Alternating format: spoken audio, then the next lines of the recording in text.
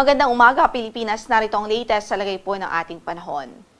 Magiging maulan pa rin sa malaking bahagi ng bansa dahil sa trafo extension ng bagyo na nasa labas ng ating area of responsibility. Ito po yung tropical depression na dating si Bagyong Jacinto na kahapon ay lumabas din ho ng ating area of responsibility. Gayunpaman, kahit nasa labas na po ito, yung kanyang trough o yung buntot ay nagdudulot pa rin ng pagulan sa ilang bahagi ng northern at central Luzon.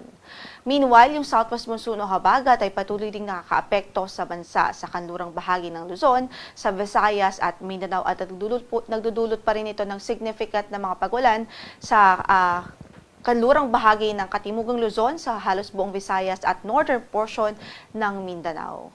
Itong tropical depression po pala, for our information, ang kanyang location as of 3 a.m. analysis ay nasa 650 kilometers kanluran ng Iba, Zambales. Taglay ang lakas ng hangin umaabot sa 55 kilometers per hour near the center at gustiness po na 70 kilometers per hour. Ang kanyang pagkilos ay pakanluran. Medyo mabagal lamang po ito, 15 kilometers per hour. Pero sa nakikita po nating outlook ay papalayo naman na po ito ng ating area of responsibility. Tuluyang papalayo pa ng ating PAR at sa kasalukuyan ang kanyang mga epekto, yung trough niya ay nagdudulot ng mga pag-ulan, pero in terms of hangin ay wala po itong any effect sa anumang bahagi ng ating landmass. Gayunpaman, patuloy po tayong magantabay sa magiging update ng Pag-asa ukol dito sa weather disturbance as long as nasa loob po siya ng ating tropical cyclone information domain.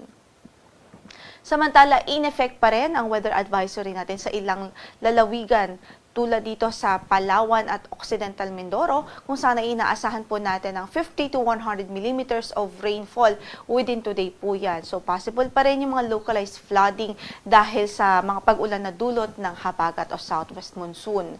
By tomorrow ay pwede pa rin makaranas ng 50 to 100 millimeters of rains ang Palawan province, dulot pa rin ho ng habagat. Kaya ingat pa rin ang ating abiso sa ating mga kababayan, hindi pa rin ho pwede maging kampante dahil yung mga pag-ulan na ito ay nagdudulot pa rin ng mga banta ng pagbaha, kahit na yung mga pagguho ng lupa o landslide sa mga mountainous areas. Samantala, para sa pagtaya ng ating panahon sa araw na ito, asahan pa rin natin ng maulap na papawirin at mataas na tsansa ng mga pagulan sa Ilocos Region, sa Cordillera Administrative Region, maging dito po sa Nueva Vizcaya, Quirino at buong Central Luzon dahil nga po sa trough o buntot ng tropical depression na nasa labas ng ating area of responsibility. At samantala, dito naman sa Occidental Mindoro, maging dito sa Palawan Province, asahan din natin ang maulap na mapapawirin at halos tuloy-tuloy pa rin ang mga pag-ulan dahil sa habagat naman. Sa Metro Manila at natitirang bahagi ng Luzon, bahagyang maulap hanggang sa maulap ang papawiring natin sa araw na ito at nariyan pa rin ang tsansa ng mga localized thunderstorms, especially sa hapon at gabi. So saan man ang lakad natin ngayon or sa araw na ito, huwag kong kalimutang magdala ng mga pananggalang sa ulan.